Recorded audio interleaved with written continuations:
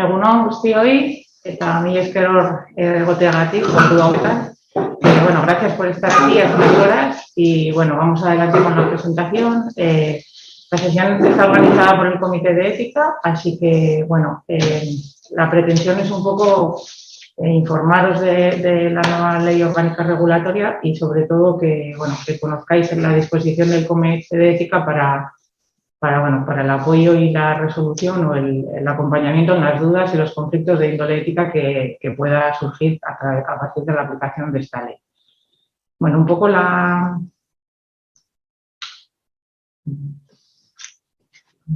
Sí, leo, pero no hay. A la flecha para arriba, flecha para arriba. Ah, vale.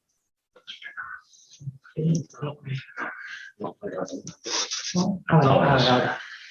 Bueno, un poco la idea de este es un poco el guión de la presentación de hoy. La idea que tenemos es explicaros un poquito cuáles son los términos principales de los que iremos hablando. Ya veréis que hay muchos términos, bueno, habrá varios que iremos utilizando a lo largo de la presentación y que nos parecía interesante que conocierais. Luego un poquito el recorrido histórico de la ley hasta su aprobación este año en marzo. Las cuestiones éticas sustanciales que argumentan la aprobación de esta ley, la situación de la prestación en nuestro entorno y sobre todo en otros países cercanos, bueno, no tan cercanos, pero que desde luego nos anteceden en este tema. Y luego ya pasará Alberto a presentaros un poco el procedimiento tal y como lo ha desarrollado la Dirección General de Osakidetza. Jorge os presentará un poco la implementación en la OSIARAO y al final habrá un espacio para dudas y preguntas. Y si no, bueno, pues después tendréis un contacto donde encontrarnos y solicitarnos cualquier duda que os vaya surgiendo. Bueno, en cuanto al glosario, en cuanto a los términos más habituales que vais a encontrar en la ley y un poco en toda la literatura sobre este asunto, son básicamente estos 6. Y es interesante que los distingamos porque la buena diferenciación de los conceptos ayuda a la comprensión del fenómeno y de lo que luego implica para nosotros. Prestación de ayuda médica para morir, una solicitud de cualquier persona que encuentra que es necesario acabar con su vida porque el sufrimiento que padece es insoportable y que cree que el sistema sanitario puede ayudarle a acabar con esta vida que él o ella no consideran interesante o digna o para vivir. Eutanasia es el acto consciente de acompañamiento y de finalización de una vida tras una solicitud. A diferencia de la literatura previa que hablaba de eutanasia pasiva, eutanasia indirecta, a partir de la aprobación de la ley, cuando hablamos de eutanasia hablamos siempre de un acto voluntario, activo y directo. Todo lo demás no se considera eutanasia.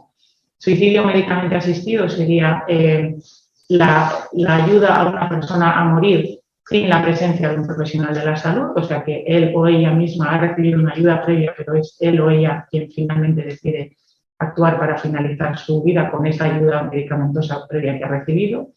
Limitación de tratamientos es la decisión de no continuar o no activar tratamientos que puedan prolongar una vida en un momento determinado. Rechazo al tratamiento es el rechazo de cualquier usuario consciente o no consciente, pero expresado en voluntades anticipadas de no recibir un tratamiento determinado, por mucho que ese tratamiento, desde el punto de vista del profesional o la profesional, supusiera la prolongación de la vida.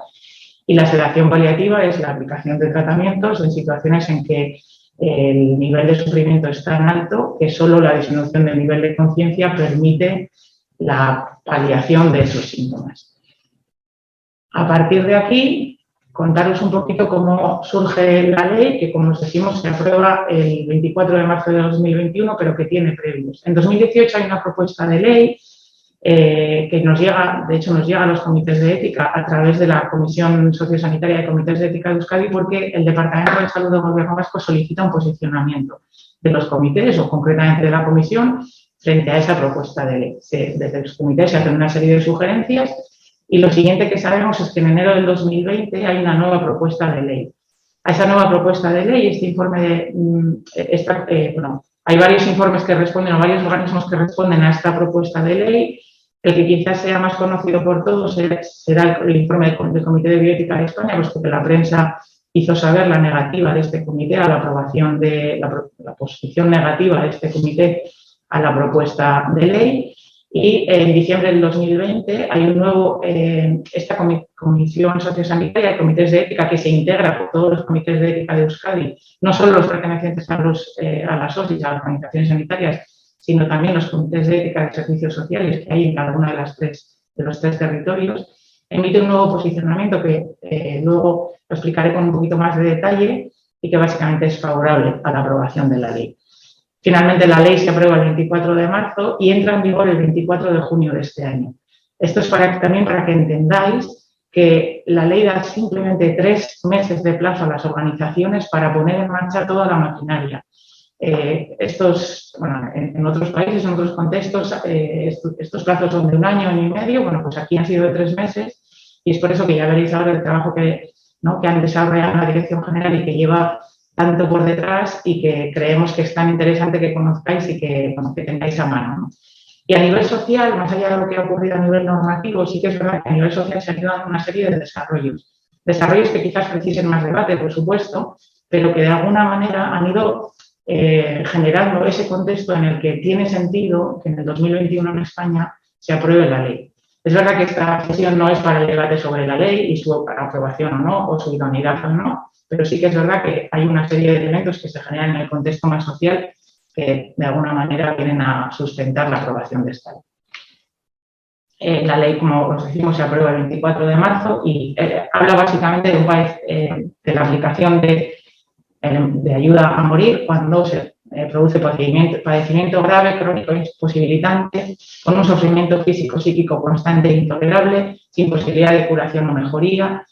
La palabra clave a lo largo de toda la ley, que no es una ley muy extensa y que os recomendamos que podáis leer, es el sufrimiento. Y es en base al sufrimiento que se justifica la necesidad de actuación o la prestación de la ayuda para morir.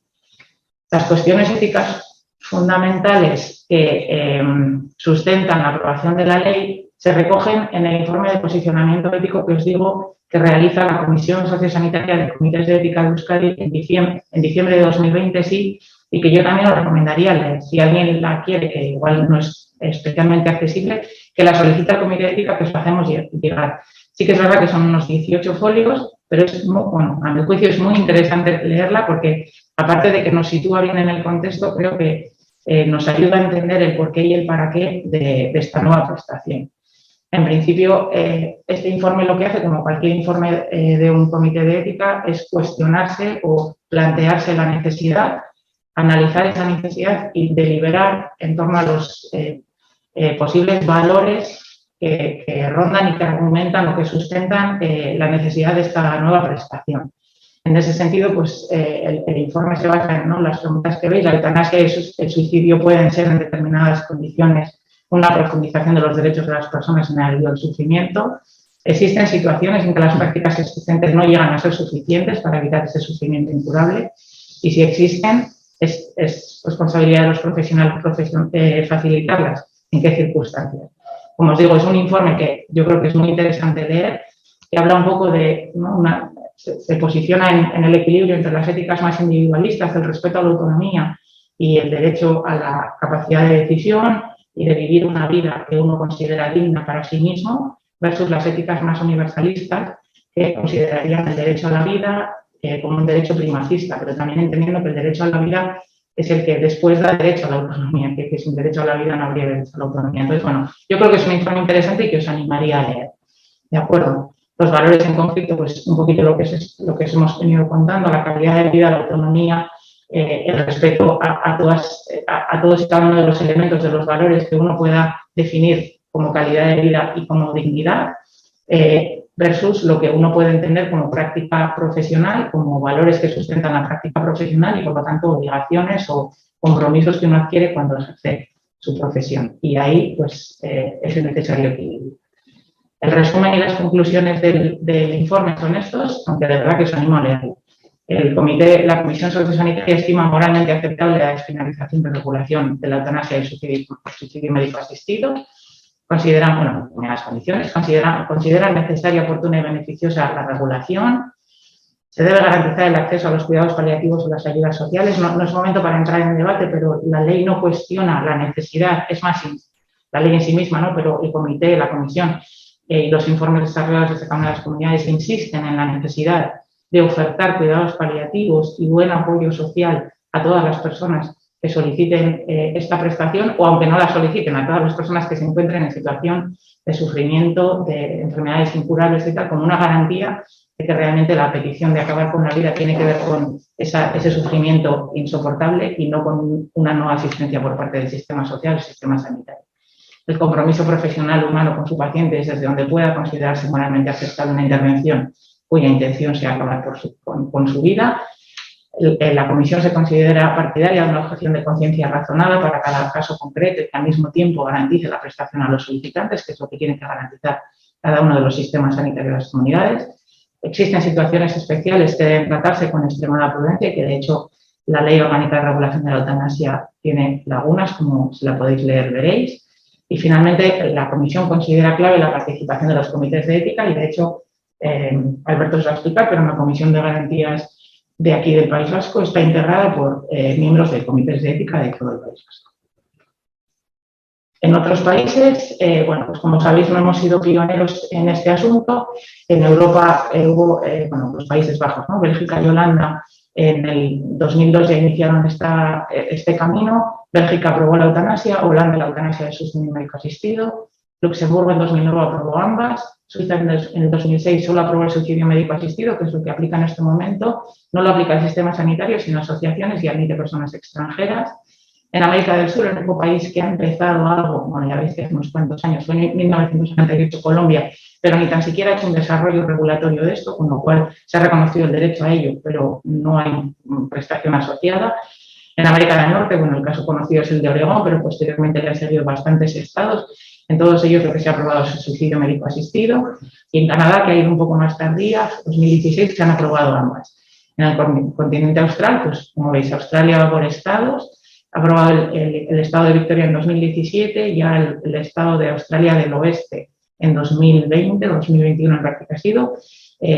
Todos ellos han aprobado el suicidio médico asistido, aunque con algunas particularidades. Y Nueva Zelanda es el único país que ha sometido esta cuestión a un referéndum. Se realizó en el otoño de 2020 y entró en vigor en el 2021. ¿Y qué ocurre en estos países? Pues, como veis, las cifras de personas, porque estos son los porcentajes de personas fallecidas que han fallecido a través de prestación de ayuda para morir. Como veis, el volumen es muy reducido. Bueno, hay diferencias entre unos países y otros, pero en ningún caso son cifras que asustarían. Y en términos cualitativos, esto es un poco lo que conocemos de Holanda. El 90% de las solicitudes son pacientes con patología oncológica. El 86% de las prestaciones se dan finalmente por un médico de atención primaria y el 81% de los finales de vida con esta condición ocurren en el domicilio. Y a partir de aquí, os dejo con Alberto. Bueno, eskerrik asko a la Comisión de Sesiones de la OSI Araba por habernos invitado, porque consideramos que es un tema importante.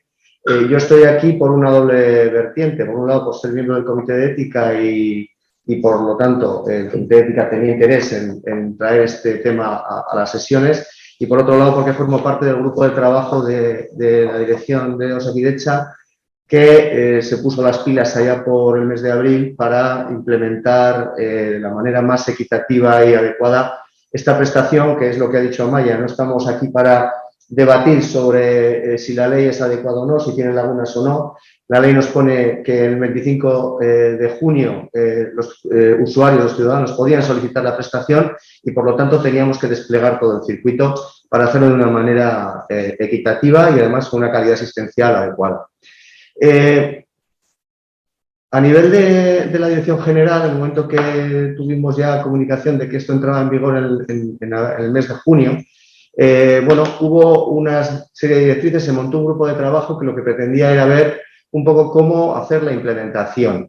Se definió un marco teórico para la definición del circuito asistencial, se empezó a trabajar con todo el tema de formación. En este sentido, hay que dar las gracias al Servicio de Formación de Osakidetza y a Jaquín Sarea, porque la verdad es que han colaborado enormemente en el despliegue de la formación que se está realizando.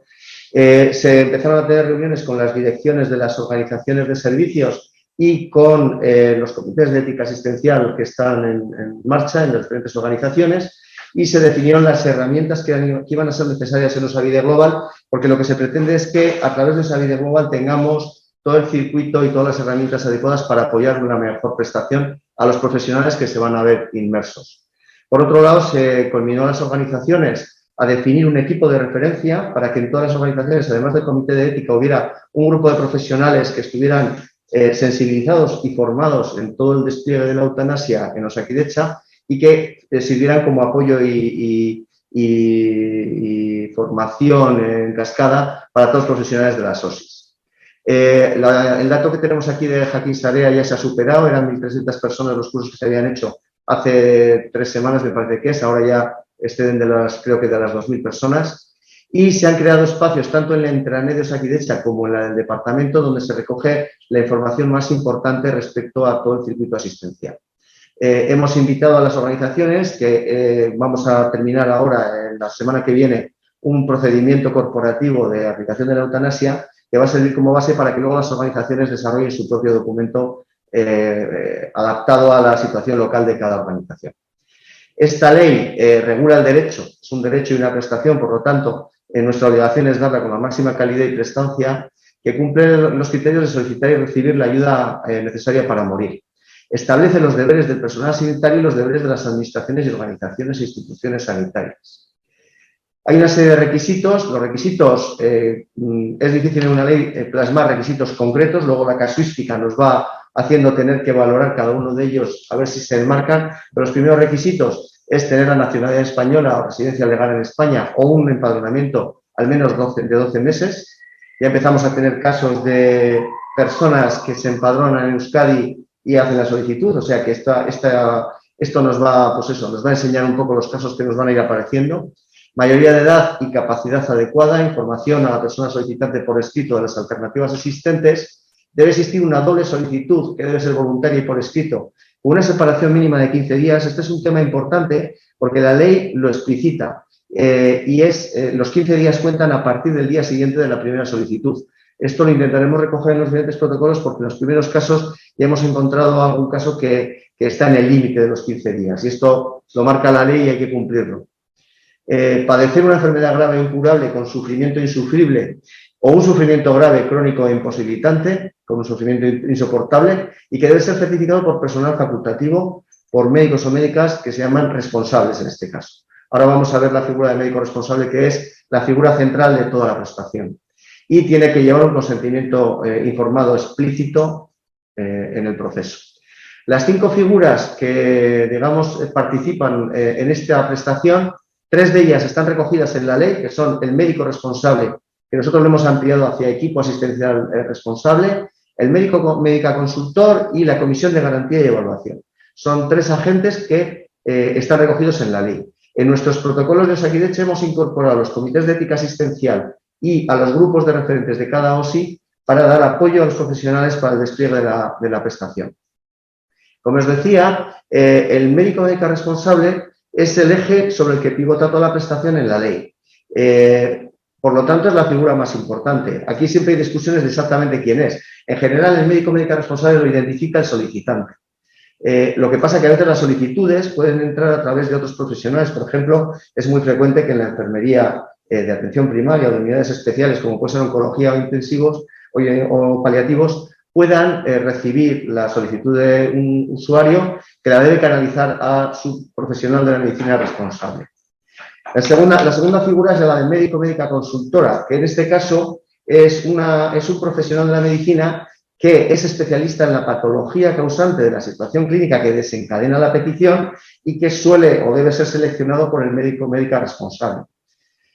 El tercer elemento es la Comisión de Ética Asistencial, que lo entendemos como un órgano que está presente en todas las organizaciones propio o porque están vinculadas a alguna comisión de ética asistencial y que tiene que servir como asesoramiento y apoyo a los profesionales y también en una labor docente y formadora en toda la prestación. El grupo de referentes de la OSI, lo mismo para acompañar y asesorar a los profesionales y en último caso para responder a las solicitudes de prestación. Cada organización tiene que ser capaz de responder a la prestación si cumple los requisitos que marca la ley. Excepcionalmente podríamos tener que llegar a derivar un paciente de una organización asistencial a otra. Esto debiera ser una excepción muy excepcional, valga la redundancia. Y finalmente, la Comisión de Garantía y Evaluación es un órgano que la ley española recoge y otras normativas europeas o de los países que ha comentado Amaya no los recogen, y que como tal órgano tiene naturaleza jurídica, tiene que tener un número mínimo de miembros, que es de 7 miembros, y debe estar formado al menos por juristas y profesionales de la medicina. La Comisión de Garantía y Evaluación del Departamento de Salud del Gobierno vasco ha decidido que esta comisión esté formada por miembros de los diferentes comités de ética asistencial o de ética sociosanitaria de Euskadi. Está formada por 24 miembros, 9 profesionales de la medicina, 7 de la enfermería, 3 de la psicología, 4 juristas y 1 de trabajo social.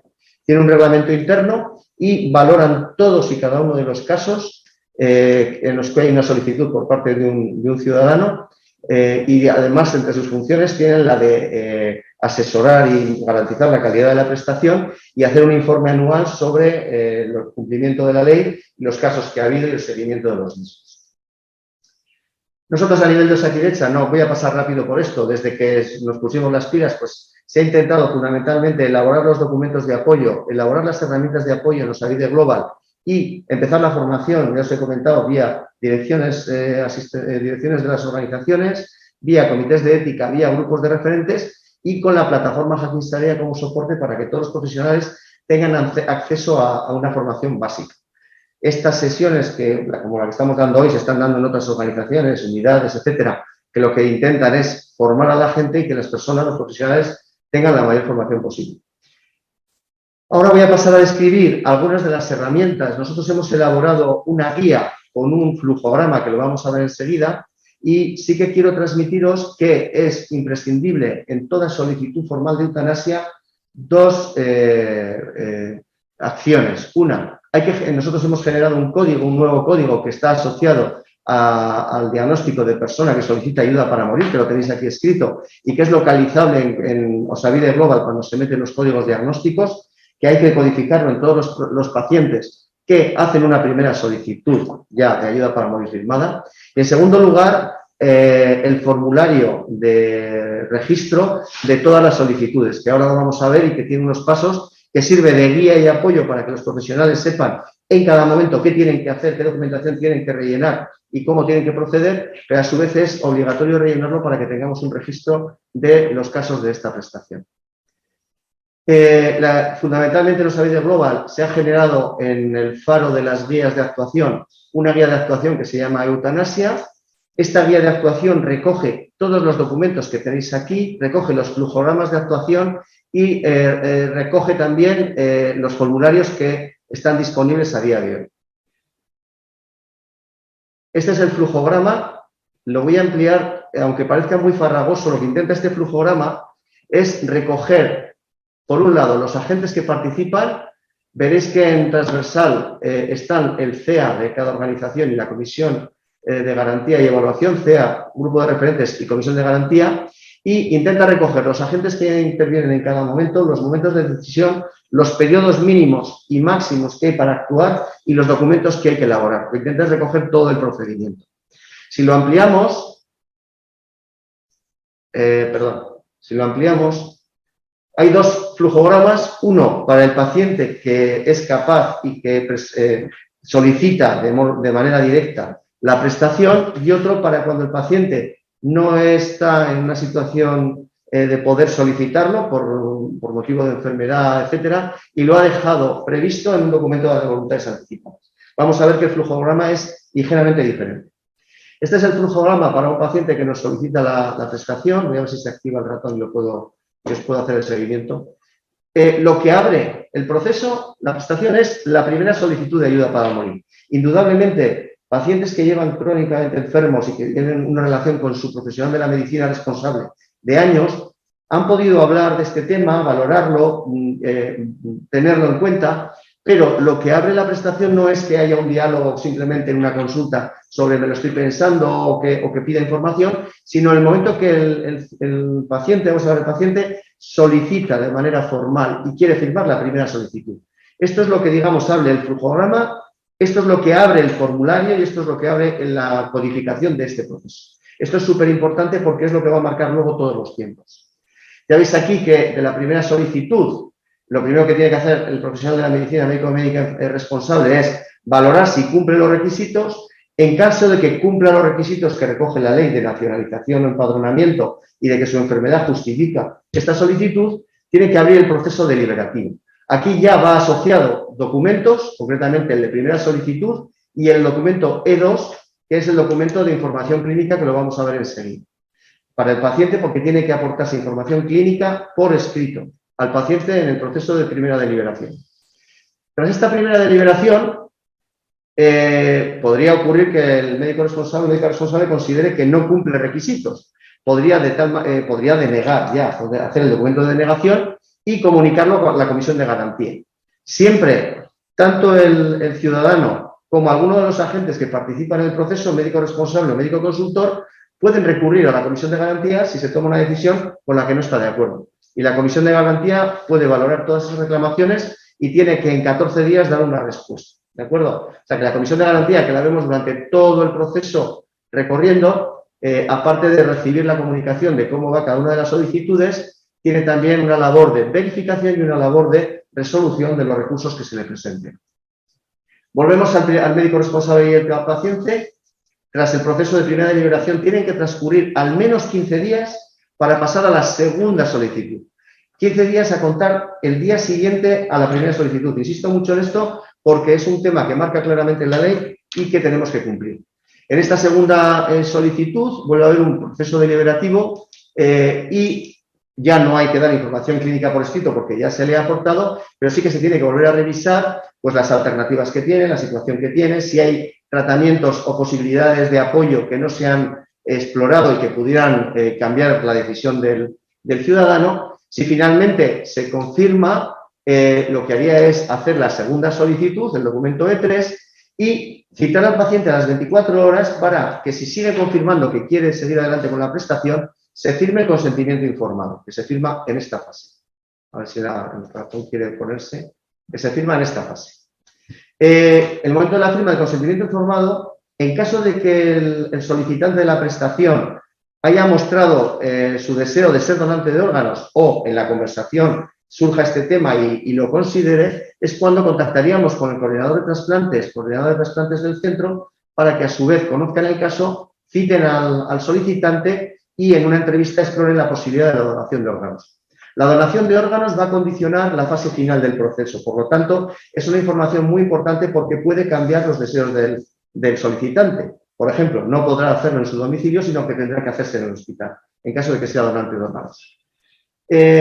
Tras este segundo proceso deliberativo, como comento, se firma la solicitud y el consentimiento informado y el médico responsable debe solicitar a un médico consultor un informe de valoración. Este médico consultor deberá explorar, examinar al paciente, ver toda su historia clínica y verificar que cumple los requisitos que marca la ley desde el primero al último y emitir un informe que tiene que estar a los 10 días, en menos de 10 días, tras la segunda solicitud. Nuevamente nos marca unos plazos máximos en este caso. Tiene que emitir un informe que devolverá el médico responsable, que finalmente lo que hará es comunicar la decisión final al paciente, al equipo asistencial que puede terminar de desplegar la prestación y a la comisión de garantías. La comisión de garantías, en caso de que el informe del médico responsable y del médico consultor sean favorables, la comisión de garantías monta un equipo de un profesional de la medicina, un jurista, y en la comisión de garantías de aquí, además suele haber o un psicólogo, una enfermera o un trabajador o trabajadora social, que ese microequipo lo que hace es valorar todo el caso, ver que se cumplen y que se verifica que cumple todas las condiciones y emite un informe que puede ser favorable o desfavorable. Siempre que se emita un informe desfavorable, bien por el médico responsable, bien por el médico consultor, bien por el comité de garantías, el ciudadano puede recurrir, igual que los otros agentes, a la propia comisión que deberá responder en un plazo de tiempo concreto. Si la comisión de garantías emite un informe favorable, lo devuelve al médico responsable, que tiene que comunicarlo al paciente, al equipo asistencial y organizar con su organización todo el tema de la fase final de la prestación, que es acordar la modalidad, si va a ser directa o va a ser por medicación oral autoadministrada por el paciente, y el lugar de la finalización, que puede ser, insisto, en el hospital, puede ser en su domicilio y podría darse el caso de que pudiera ser una residencia o un centro sociosanitario. Tiene que hacer la solicitud del kit de medicación, que luego os enseñaré que hay unos kits ya preparados a nivel endovenoso y estamos preparando los orales. Hay un circuito de tal manera que la farmacia de la OSCI ponga a disposición del médico y el equipo asistencial responsable el kit de medicación y ya para quedar con el paciente y proceder a la finalización del proceso. Cuando se administra la medicación y el paciente fallece, lo que tiene que hacer el médico responsable, nuevamente están todo el rato pensando sobre todo sobre el médica responsable, todas estas labores, tiene que firmar el certificado de función. Lo que recoge la ley es que el certificado de función tiene que recoger que es prestación de ayuda para morir, pero la muerte es muerte natural, eso está así recogido en la ley, y tiene que emitir 2 informes finales que en nuestra denominación de documentos son documentos E7 y E8 y en la ley se llaman documentos 1 y 2, que los veremos luego, que lo que hacen es comunicar a la Comisión de Garantía y Evaluación cómo ha sido todo el proceso de finalización del proceso, la medicación que se le ha administrado, en qué momento ha sucedido, cuánto ha tardado en fallecer, etc. Os decía que luego hay un flujograma para solicitantes que lo hacen vía documento de voluntades anticipadas y la diferencia con el flujograma anterior es que se salta la segunda deliberación y la firma del consentimiento informado. O sea que directamente desde la primera deliberación por el representante y la firma de la primera solicitud, directamente se hace solicitud al médico consultor de un informe de validación o verificación del proceso. El resto de las fases se cumplen igual. En Osavide Global, cuando entramos en la guía de actuación, aparte de este flujograma en el que podemos ver las fases, tenemos recogidos todos los documentos con sus denominaciones, ya veis aquí E1, E11, que es la de solicitud delegada, el E2, etcétera, y tenemos también los formularios para acceder. También podemos acceder a los documentos por otra vía, que es por el gestor de informes, o sea que a los informes y a la documentación necesaria para la prestación de eutanasia podemos acceder vía la guía de actuación y vía gestor de informes, que encontraremos la misma información. Siempre metiendo en la descripción, aunque pongamos EU o EUT, nos salen ya el procedimiento y los informes relacionados con la prestación de eutanasia.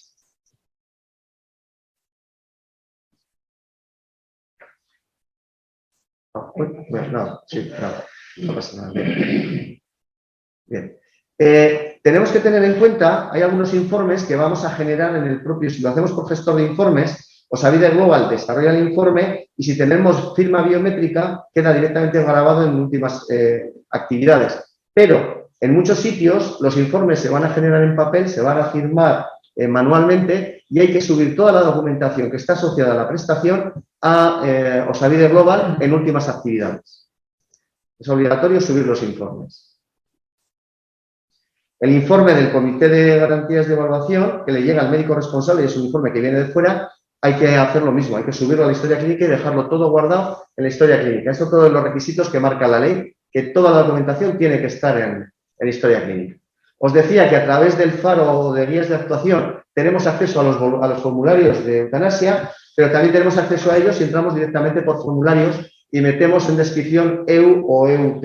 Aparecen los 3 formularios que a día de hoy tenemos realizados. El formulario de solicitud de ayuda para morir, que os digo que es el obligatorio a rellenar a partir de la primera solicitud. El de modalidad directa por el profesional en cuanto a fármacos endovenosos, que está en vigor también. Y tenemos realizado, aunque todavía no puesto en marcha, no hemos tenido ningún caso, el de modalidad de administrada por vía oral, autoadministración.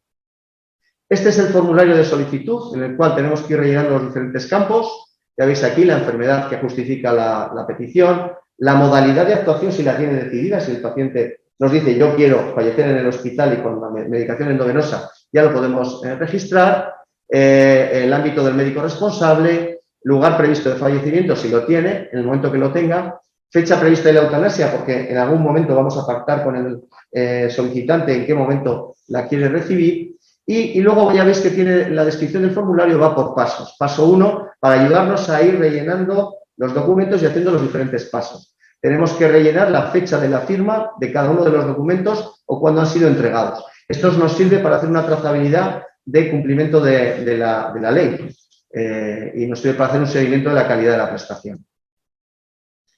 Aquí veis cómo a través del gestor de informes accedemos al informe de primera solicitud de prestación, que está desarrollado un prediseñado, un preconformado.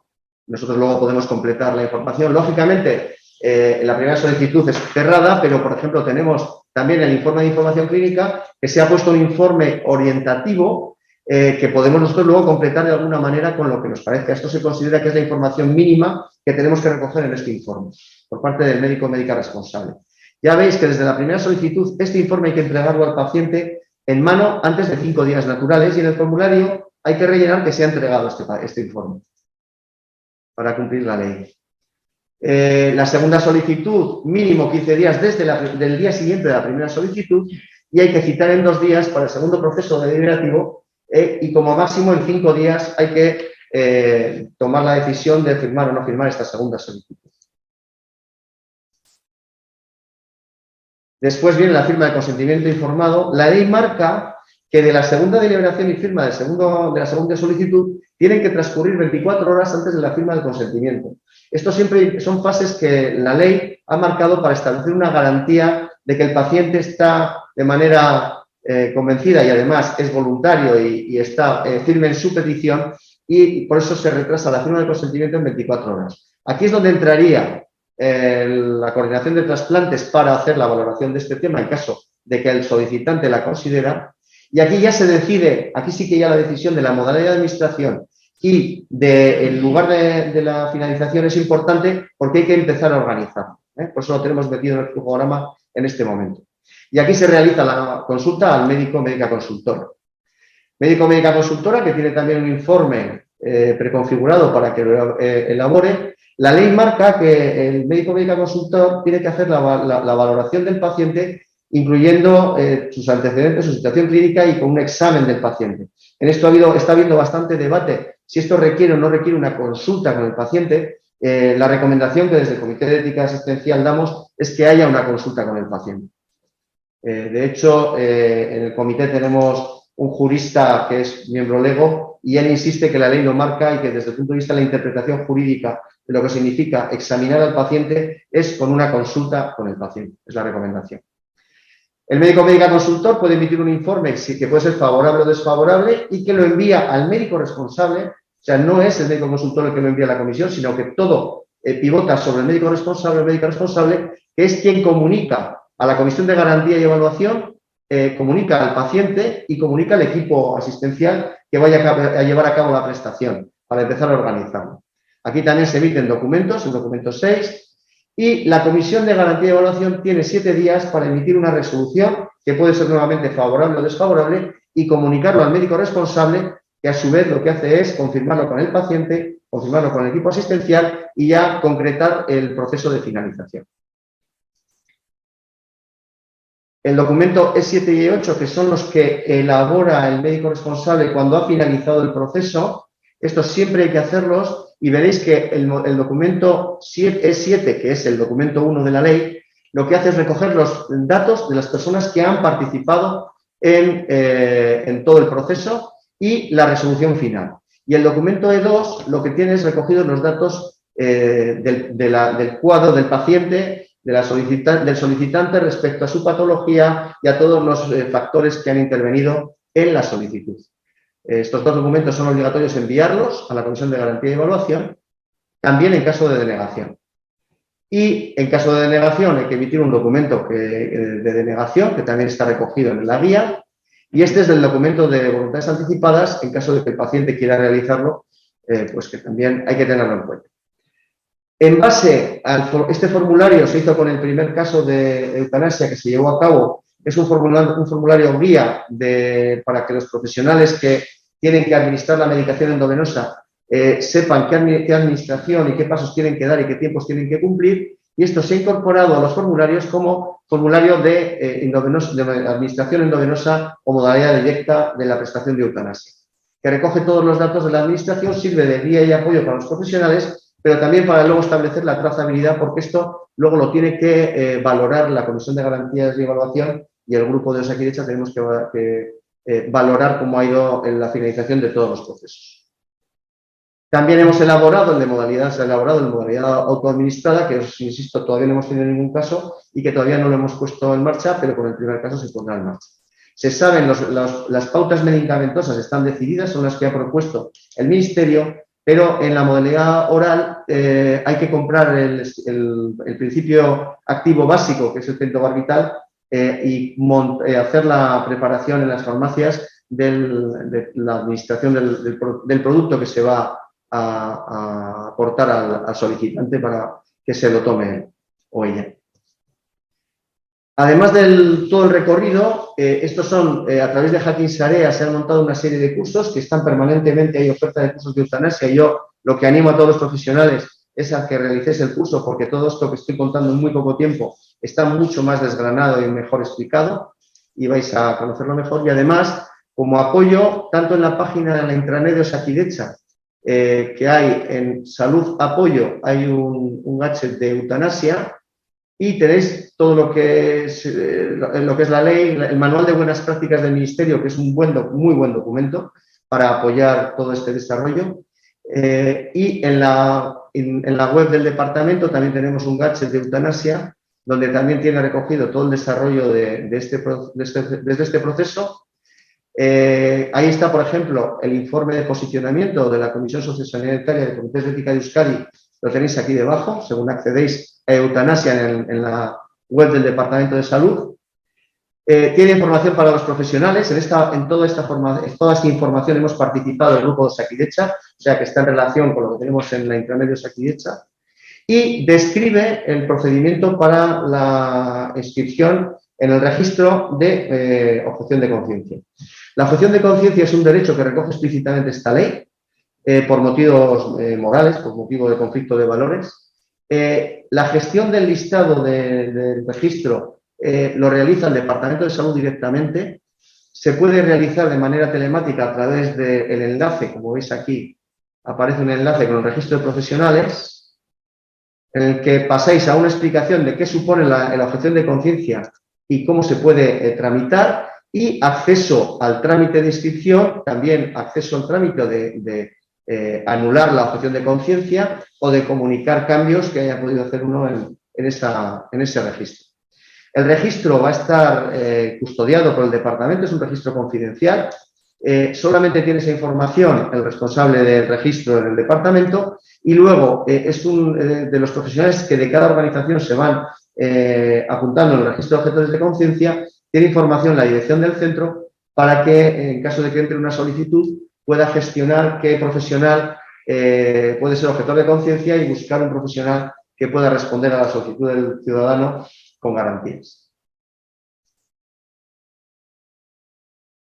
Sí decir, le voy a dar paso ahora a Jorge, sí decir que con las organizaciones estamos trabajando en el protocolo local que establece, en caso de que el médico responsable al que le solicita el ciudadano sea objetor de conciencia, cuál va a ser la escalada para responder a esa solicitud, que va de lo micro a lo macro. Quiero decir, va del servicio unidad, que es el primero que tiene que intentar garantizar la prestación, al área donde se está dando, a la propia OSI, y si hiciera falta podríamos incluso saltar de una organización a otra. Gracias.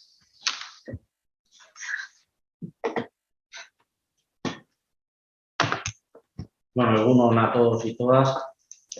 Vamos a ver, o mi intención es explicaros a grosso modo cómo lo hemos organizado en la OSI Araba con el tiempo que tuvimos y con la predisposición de los profesionales que pertenecen a este grupo referente o grupo asesor, como lo hemos llamado, y también agradecerles, ¿no?, esta predisposición a colaborar. En principio es un grupo multidisciplinar en el que están representados los estamentos de medicina y de enfermería y además farmacia hospitalaria. Como veis, lo que hicimos para empezar fue intentar identificar aquellos servicios que podían ser subsidiarios de recibir peticiones por parte de sus pacientes de la prestación de eutanasia. No excluimos a ninguno, quiero decir que al final es un grupo abierto.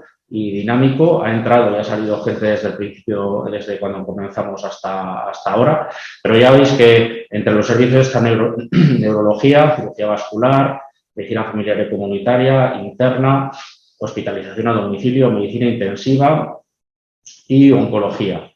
Desde el punto de vista de enfermería, pues un poco parecido. Cirugía vascular, medicina paliativa, urgencias hospitalarias también, hospitalización a domicilio y medicina interna. Y desde el punto de vista de farmacia hospitalaria, bueno, pues está Lola Martínez, que es la que nos puede asesorar también un poco en cuanto a medicación, preparación de los cócteles y demás, ¿vale? ¿Cuáles son las funciones de este grupo asesor? Bueno, pues sirve de contacto inicial cuando llegue una solicitud de eutanasia al médico o médica que esté a cargo de ese paciente. Asesorar y acompañar, como ha comentado antes Alberto, a los profesionales implicados a lo largo de todo el procedimiento. Difusión de las novedades y modificaciones en el manual de buenas prácticas del Ministerio de Sanidad, que de momento es del que disponemos a la espera de que creemos el manual de buenas prácticas de Osakidetza, que como ha comentado Alberto y Amaya, están en ello.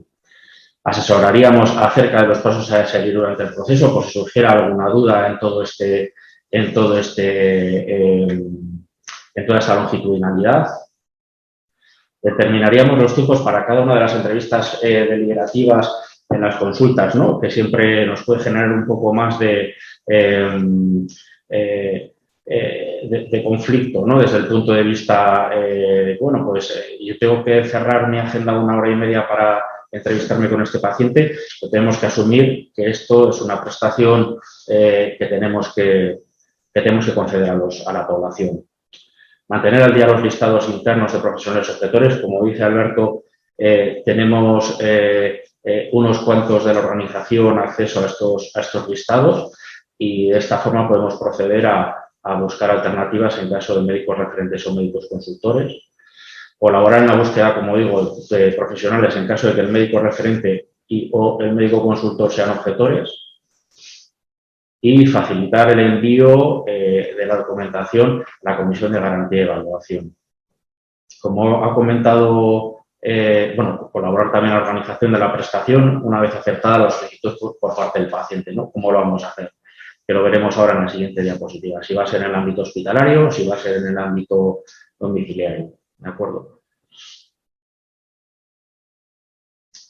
Lo que planteamos en las reuniones que mantuvimos allá por abril, mayo, junio, es que la prestación la íbamos a poder ofrecer de lunes a viernes y vamos a distinguir 2 ámbitos, como os digo, el ámbito domiciliario y el ámbito hospitalario.